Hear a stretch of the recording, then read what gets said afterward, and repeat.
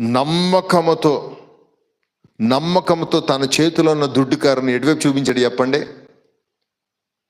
ఎర్ర సముద్రం వైపు చూపించాడు. హల్లెలూయా. ఏ సమయంలో చూపించాడు? చాలా భయంకరమైన సమయంలో చూపించాడు. మరణకరమైన గడియల్లో చూపించాడు.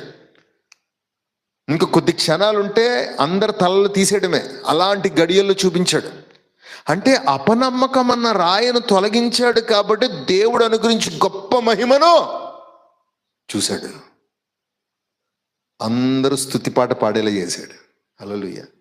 నేను మిమ్మల్ని అడుగుతున్నాను, ప్రియ సంగమా, ఈరోజు సంఘం ఆశీర్వదింపబడకుండా ఉండడానికి గల కారణము, ఈరోజు సంఘము ఆయన మహిమను చూడక రేపు పరలోక రాజ్యంలో నోరు కొట్టుకుంటాం తెలుసా? అమ్మో, సింహాసనాసీనుడివి, మాకు వాక్యం ద్వారా కిందే చెప్పావుగా, మా అపనమ్మకం మా విశ్వాసం పాడుగాను